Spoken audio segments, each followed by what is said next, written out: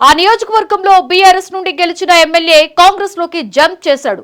నమ్మిన పార్టీని వదిలేసి అధికార పార్టీలోకి ఫిరాయించడంతో ఇప్పుడు ఆ నియోజకవర్గంలో గులాబీ క్యాడర్ ను నడిపించే నాయకుడే లేకుండా పోయాడు.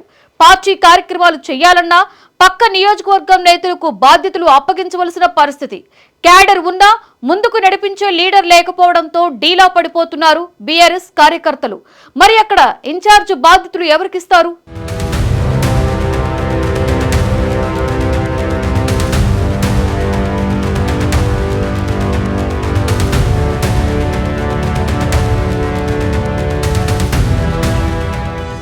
శేరులింగంపల్లి బీఆర్ఎస్ కు నడిపించే నాయకుడు లేడు. గత ఎన్నికల్లో గెలిచిన అరికపూడి గాంధీ కాంగ్రెస్లోకి ఫిరాయించారు. దీంతో శేరులింగంపల్లిలో గులాబీ క్యాడర్కు లీడర్ లేకుండా పోయాడు. నియోజకవర్గంలో పార్టీ తరపున ఏ కార్యక్రమం చేయాలన్నా పక్క నియోజకవర్గం నేతలపై ఆధారపడాల్సి వస్తుంది. దీంతో ఎప్పటినుంచో శేరులింగంపల్లికి బలమైన నేత కోసం బీఆర్ఎస్ వెతుకుతోంది. ప్రత్యేక తెలంగాణ ఏర్పడిన నాటి నుంచి ఈ నియోజకవర్గం అరికపూడి గాంధీ కనుసన్నల్లోనే కొనసాగింది. ఆయన కాంగ్రెస్ పార్టీలో చేరడంతో గులాబీకి గడ్డు పరిస్థితులు నెలకొన్నాయి. చాలామంది బీఆర్ఎస్ క్యాడర్ గాంధీతో పాటు కాంగ్రెస్ పార్టీలో చేరిపోయారు. దీంతో తమ క్యాడర్ను కాపాడుకోవడం, పార్టీని పటిష్టం చేసేందుకు గులాబీ అధిష్టానం కసరత్తు ప్రారంభించింది. ప్రత్యామ్నాయ ఏర్పాట్లపై దృష్టి సారించింది.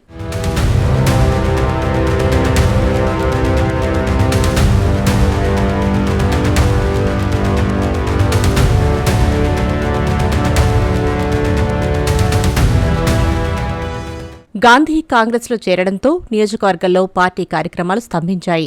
ఈ సెగ్మెంట్లో బీఆర్ఎస్కు బలమైన కేడర్ ఉంది. బీఆర్ఎస్ అధికారంలో ఉన్న సమయంలో నియోజకవర్గానికి ఎమ్మెల్యేనే సుప్రీం చేసింది.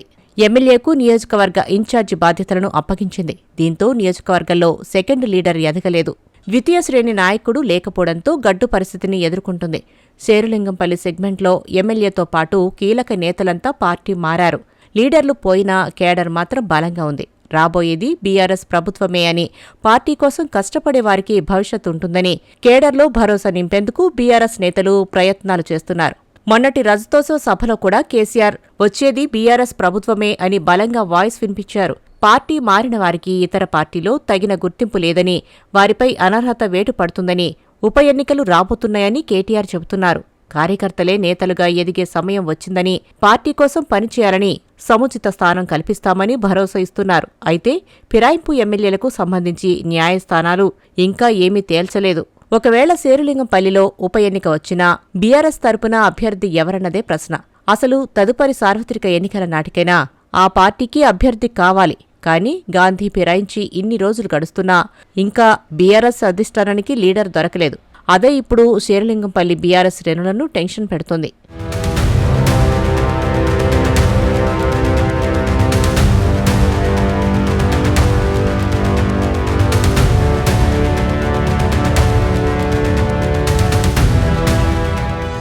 అసెంబ్లీ సెగ్మెంట్లో పార్టీ అధిష్టానం ప్రత్యామ్నాయంపై దృష్టి సారించింది. అయితే ఈలోపు కేడర్కు ఇబ్బందులు వస్తే వారికి భరోసా కల్పించేందుకు నేత లేకపోతే ఇబ్బందులు తలెత్తుతాయని భావించి తాత్కాలిక ఇన్ఛార్జి బాధ్యతలను కూకట్పల్లి ఎమ్మెల్యే మాధవరం కృష్ణారావుకు అప్పగించిన సంగతి తెలిసిందే. ఎవరైతే గాంధీకి ధీటుగా పనిచేస్తారు, ఉప ఎన్నిక వస్తే వారికే పార్టీ బీఫామ్ ఇస్తే విజయం సాధిస్తారా అనే కోణంలో ఆరా తీస్తూ క్యాండిడేట్ను వెతుకుతోంది బీఆర్ఎస్ అధిష్టానం.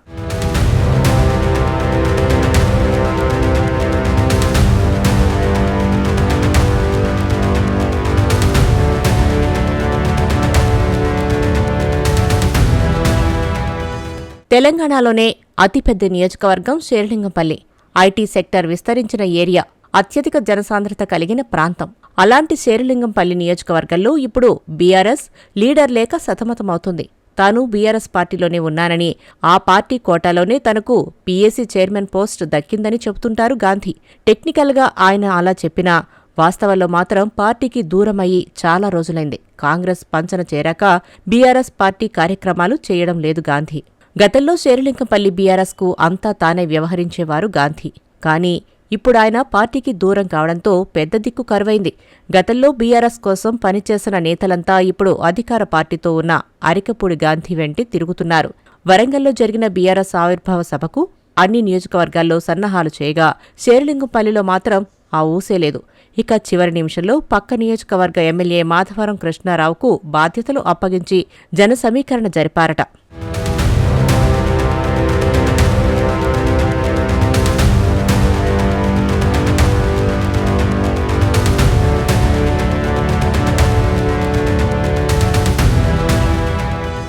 మరోవైపు మేడ్చల్ జిల్లా బీఆర్ఎస్ అధ్యక్షుడు ఎమ్మెల్సీ సంభిపూర్ రాజు ప్రస్తుతం శేరిలింగంపల్లి వైపు చూస్తున్నట్టు తెలుస్తోంది.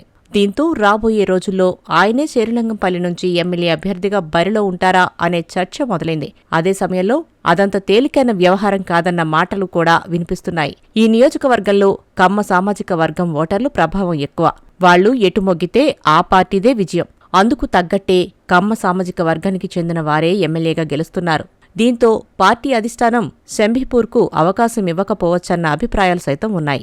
అదే సామాజిక వర్గానికి చెందిన బలమైన నాయకుడి కోసం చూస్తున్నట్టు తెలుస్తోంది.